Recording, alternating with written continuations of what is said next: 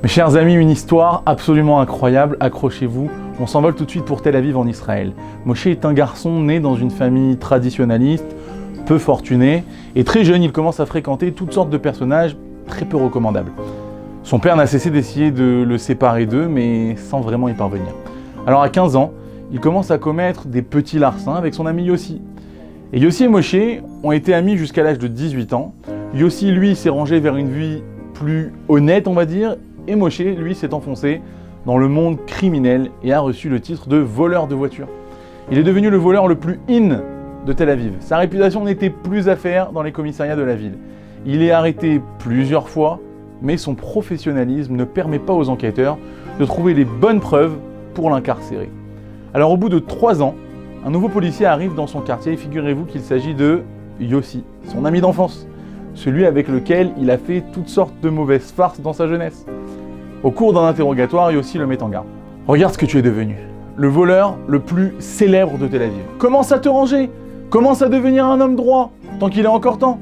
Sache que je te traquerai et j'essayerai par tous les moyens de te prendre en flagrant délit. Alors Yossi a réussi à l'arrêter en plein milieu d'un vol d'une Subaru, une marque fétiche de Moshe. Moshe a fait 1 an et demi de prison et aussitôt est sorti, puis s'est remis au boulot. Yossi s'est remis à le traquer, l'espionner, le mettre sur écoute, c'était devenu une affaire personnelle. Un vendredi, Moshe se rend à la plage du Sheraton, l'hôtel Sheraton à Tel Aviv. Il repère une voiture Subaru de couleur blanche. Il l'observe pendant un quart d'heure et lorsqu'il s'aperçoit que personne ne lui tend de piège, il l'ouvre en 2 temps 3 mouvements, neutralise l'alarme, met le moteur et hop, en route et il commence donc à rouler. Arrivé à la rue Ayarkon, à côté de la rue Ben Yehuda, il regarde dans le rétroviseur et aperçoit un petit enfant allongé sur la banquette arrière, immobile. Il s'arrête avec un grincement de frein comme dans les films. Il sort l'enfant qui était brûlant, rouge, et commence à le réanimer. L'enfant âgé de 2 ans et demi environ ne réagit pas, comme s'il était sans vie. Moshe se met au milieu de la route, stoppe le trafic, dit au premier conducteur qu'il voit « Appelez vite une ambulance, appelez vite une ambulance !» Le conducteur sort de sa voiture et court vers une cabine téléphonique parce qu'à l'époque, il n'y avait pas encore de téléphone portable. Pendant ce temps, Moshe continue du bouche à bouche. Il sent qu'il respire un peu, il verse de l'eau sur son corps tout brûlant. Il ne se pardonnerait jamais si cet enfant mourait. L'ambulance arrive enfin et prend en charge l'enfant. On demande qui est le père. Alors les personnes attroupées autour du petit corps montrent Moshe du doigt. Alors bien évidemment, Moshe nie en bloc. Le policier, arrivé en même temps que l'ambulance, lui demande alors « Si tu n'es ni le père, ni tu le connais, qu'est-ce que fait cet enfant dans la voiture ?»« Laisse-moi tranquille, lui répond Moshe. Ce n'est pas ma voiture, ok ?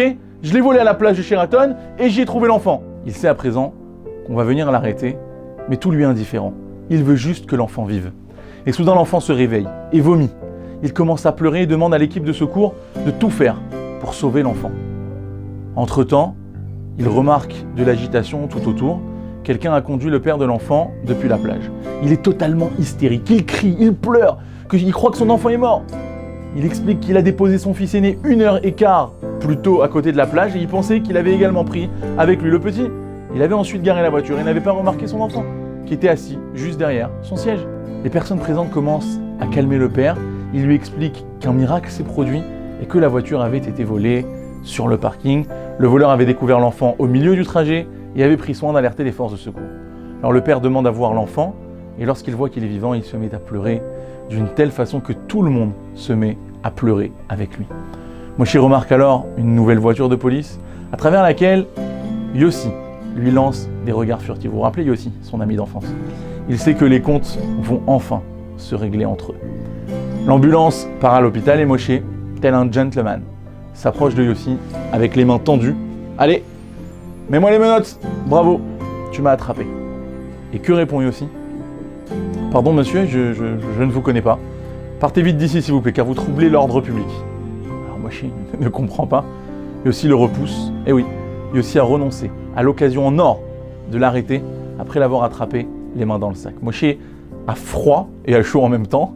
Soudain, il comprend l'attitude de Yossi. Yossi est un homme d'honneur. Il sait que d'autres voleurs dénués de conscience auraient pu disparaître et abandonner l'enfant. Moshe quitte les lieux pleurant intérieurement, non seulement de joie que l'enfant ait été sauvé, mais aussi de reconnaissance et d'affection pour son ami ennemi Yossi. Après Shabbat, le père de l'enfant téléphone à Moshe, lui racontant que David est déjà rentré de l'hôpital et il lui dit que ce qu'il a fait a sauvé la vie de son enfant. Il lui dit aussi qu'il a raconté son histoire à un homme tzaddik de Bnei Brak et ce dernier lui a demandé que Moshe vienne le rencontrer. Alors Moshe ne se sentait pas très à l'aise à l'idée de rencontrer un rave, mais le papa a insisté et ils sont partis ensemble à Bnei Brak. Alors, il s'agissait d'un rave très réputé de Bnei Brak, auprès duquel de nombreuses personnes se rendaient pour demander des brachot et des conseils.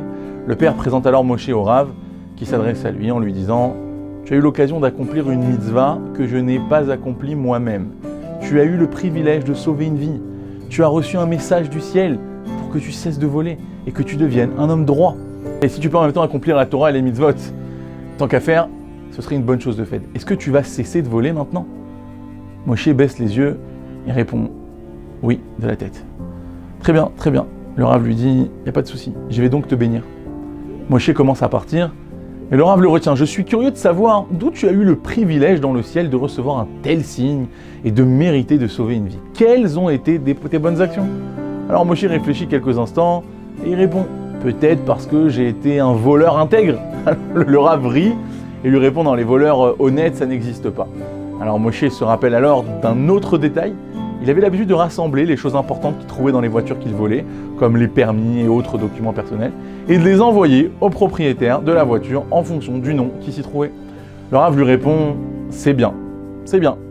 Tu n'es peut-être pas un voleur intègre, mais tu as bon cœur et de bonne qualité.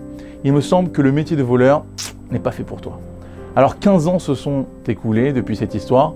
Moshe a fait une teshuva complète et au fil des ans, il a reconnu l'existence de Dieu, auquel il croit de tout cœur et de toutes ses forces. Il reconnaît que Hachem est bon et qu'il prodigue du bien aux méchants et aux gentils, et même aux méchants qui sont devenus bons. Moshe est marié à 7 enfants de tzadikim. Mais il a aussi un autre enfant qui est âgé, lui, de 17 ans et demi. David suit son évolution, l'aime et le protège sans qu'il le sache.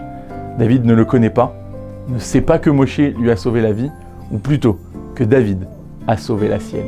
Shabbat shalom à tous.